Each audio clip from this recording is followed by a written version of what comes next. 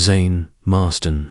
The name resonates with anyone who frequented SeaWorld in the early 2000s. He wasn't just a trainer, he was the trainer.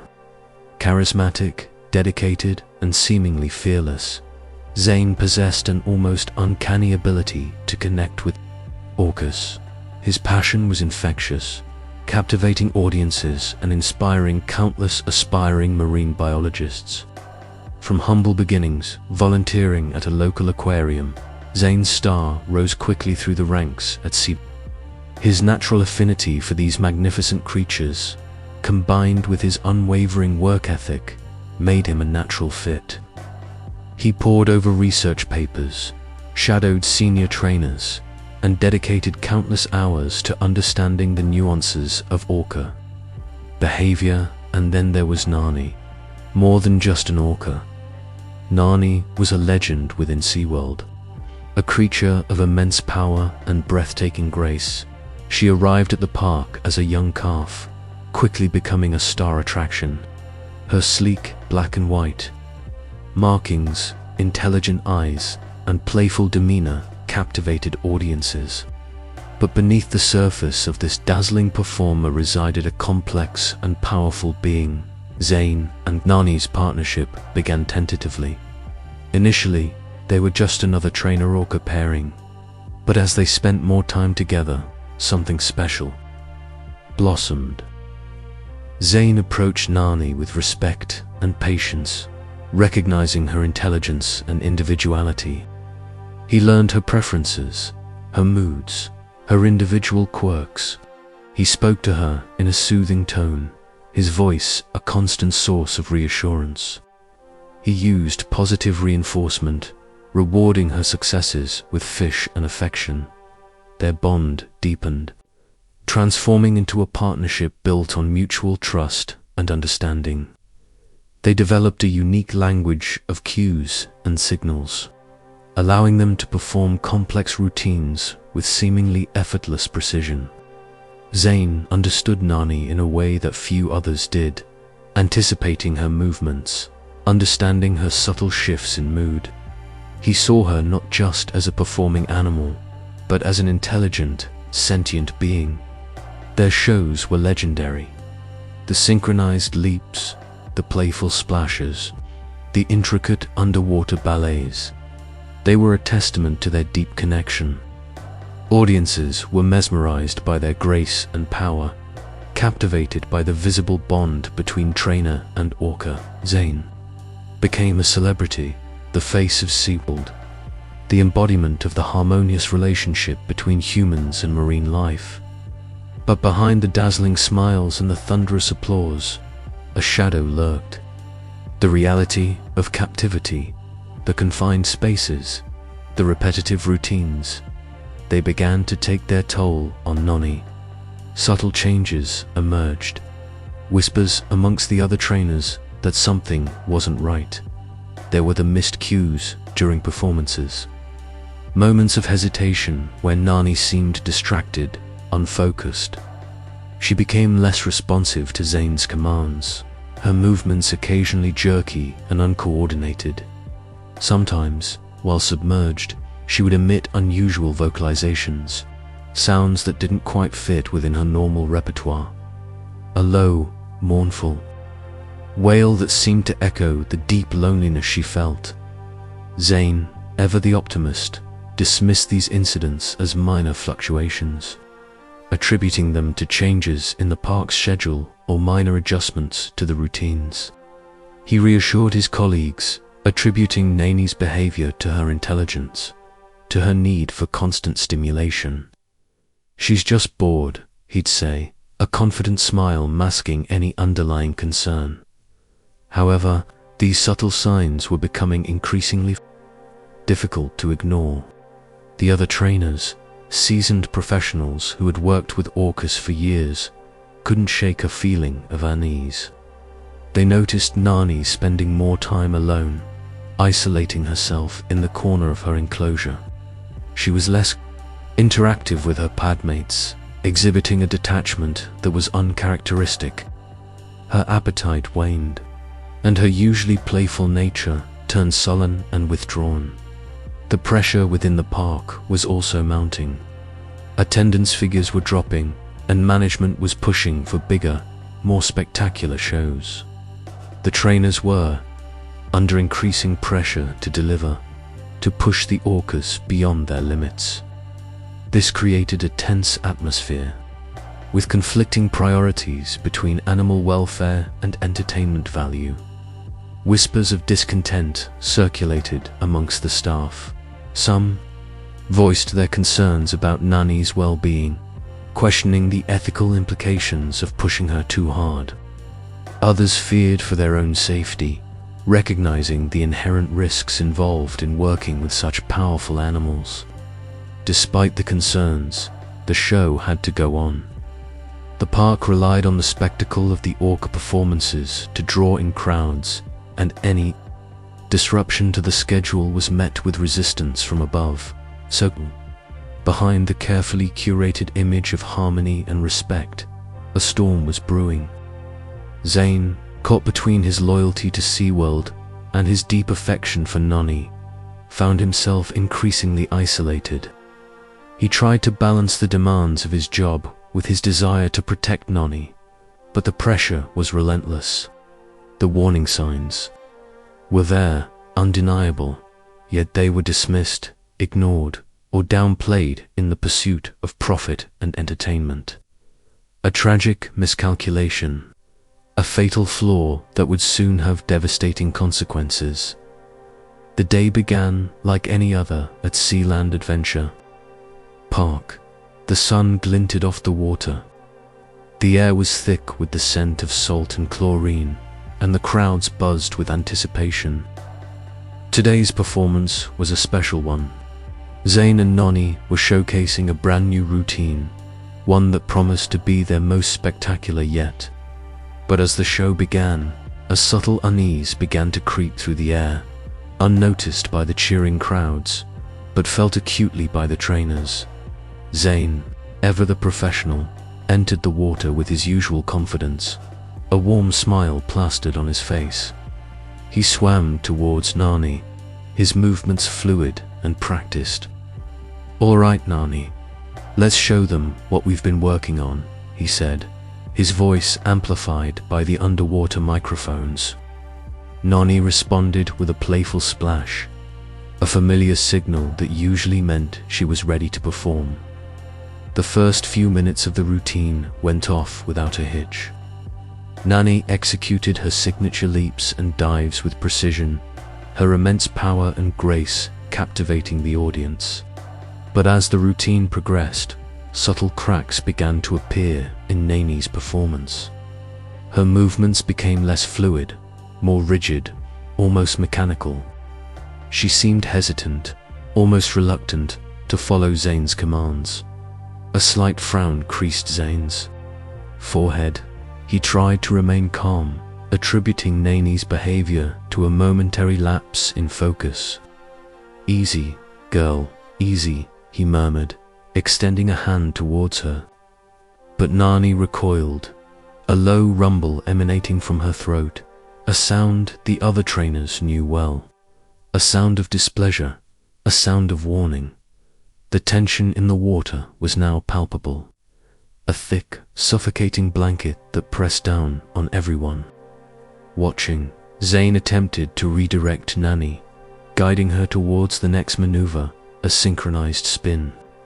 But instead of complying, Nani swam in the opposite direction, circling the pool erratically, her dorsal fin slicing through the water with increasing speed. "Nani, what's going on?" Zayne called out, his voice laced with concern. He tried to close the distance, but Nani kept moving away, her behavior growing increasingly unpredictable. The crowd, initially captivated by the spectacle, began to sense that something was amiss.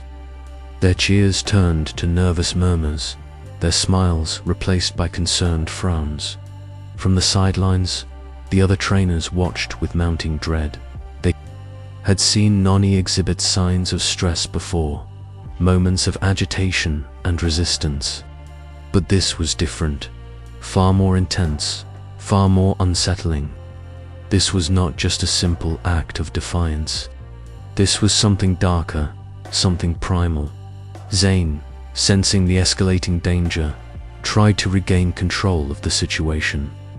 He switched to hand signals, hoping to communicate with Nani in a way that wouldn't further agitate her.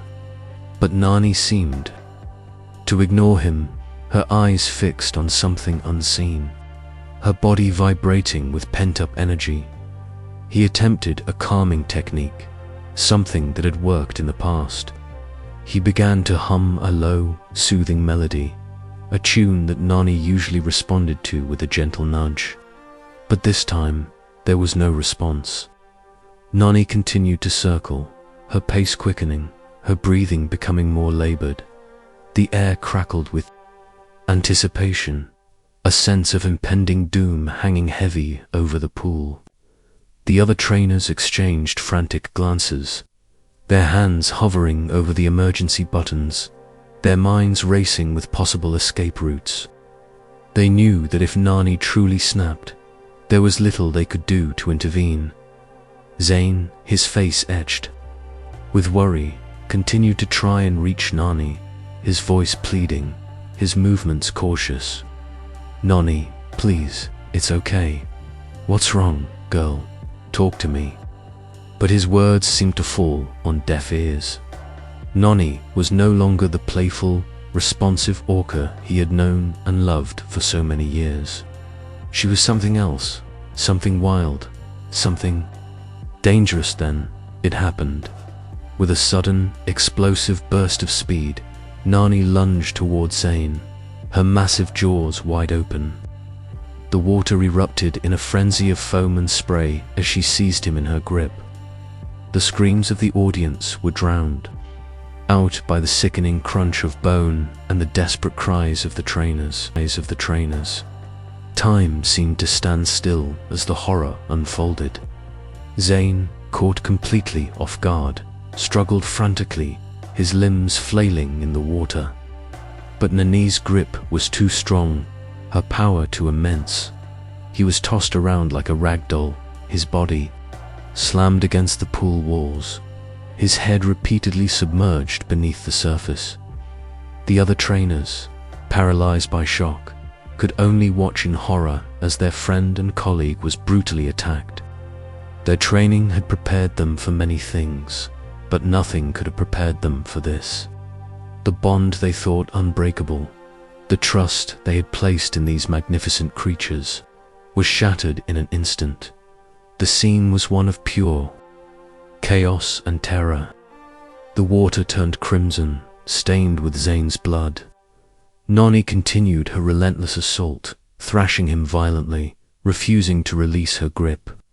The screams of the audience intensified, a chorus of fear and disbelief. Some turned away, unable to bear witness to the gruesome spectacle. Others fainted, collapsing in a heap on the stands. Finally, after what seemed like an eternity, Nani released Zayne. His lifeless body floated to the surface, his eyes vacant, his limbs limp. The silence that followed was deafening, broken only by the sobs of the trainers and the gasps of the horrified onlookers. The performance was over, but the nightmare had just begun. The news hit like a tidal wave. Zayne Marston, dead, killed by Nani, the Orca he'd dedicated years of his life to. Sealand, once a beacon of marine entertainment, was immediately shuttered. The gates, usually buzzing with excited families, were locked, a stark symbol of the tragedy that had unfolded within. An investigation was launched, a desperate attempt to understand the unthinkable. How could such a close bond, years in the making, shatter so violently? Investigators pored over every detail, every training record, every shift in Nani's behavior. They interviewed trainers, scrutinized the park's practices, and consulted with marine biologists and animal behaviorists, the goal to pinpoint the catalyst. the breaking point that turned a majestic performer into a lethal force. The focus quickly shifted to Nani herself. Was she simply a rogue animal, acting on instinct? Or was there something more at play? Experts began to dissect the potential causes of her aggression, meticulously examining the stresses of captivity. The cramped confines of the tank, the repetitive routines, the artificial environment, all came under intense scrutiny. The question wasn't just what happened, but why. Orcas, these apex predators, are incredibly intelligent, social creatures.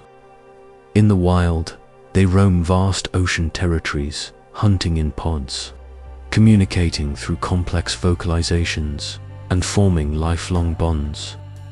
But in captivity, they're stripped of these natural behaviors, confined to concrete pools, forced to perform tricks for human entertainment. Their lives become a pale imitation of their wild counterparts. The investigation revealed subtle, yet significant, changes in Neni's behavior in the weeks and months leading up to the attack. Increased agitation, decreased responsiveness to commands, even signs of self-harm. These were all red flags, warning signs that something was deeply wrong. But were they recognized? And if so, were they adequately addressed? That's what everyone wanted to know. The ethical implications of keeping orcas in captivity became impossible to ignore. Was it right to confine these intelligent creatures for our amusement? Was the educational value of seeing them up close worth the cost of their well-being? The debate raged, fueled by Zayne's death and the horrifying image of Neni's attack. The public outcry was deafening. Animal rights activists, already critical of Sealand, found their voices amplified. Protests erupted outside the park, demanding the release of all captive orcas. Social media exploded with condemnation, images of Neni's confinement juxtaposed with the vastness of the ocean. The hashtag #FreeNani became a rallying cry for animal liberation. The sentiment began to shift. People who had once flocked to Sealand for entertainment now questioned the morality of it all. The romanticized image of trainers and orcas working in harmony was shattered, replaced by a stark realization of the inherent dangers and ethical compromises involved. Zayne Marston's death became a symbol of the struggle for animal rights. He was no longer just a trainer. He was a martyr, a victim of a system that prioritized entertainment over animal welfare. His story ignited a global conversation, forcing people to confront uncomfortable truths about our relationship with the natural world. His legacy extended far beyond the walls of Sealand. His death served as a catalyst for change, prompting stricter regulations on marine parks, increased scrutiny of animal welfare practices, and a growing awareness of the psychological toll of captivity. Although a tragic event, Marston's death paved the way for a new wave of thinking about orcas in captivity. The legacy of Zayne Marston is complex and multifaceted. He was a passionate trainer who loved his work, but his death exposed the dark side of the marine park industry. He unknowingly helped spearhead the call to end orca captivity for good. His name is now synonymous with animal rights, a reminder that even the closest bonds can be broken when animals are pushed beyond their limits. The shift in the conversation, the heightened awareness, and the growing movement for animal liberation, these are all part of his lasting impact. He may be gone, but his story continues to resonate, sparking debate, inspiring action, and ultimately pushing us towards a more compassionate future for all creatures, great and small. Now that he is gone, who will speak for them?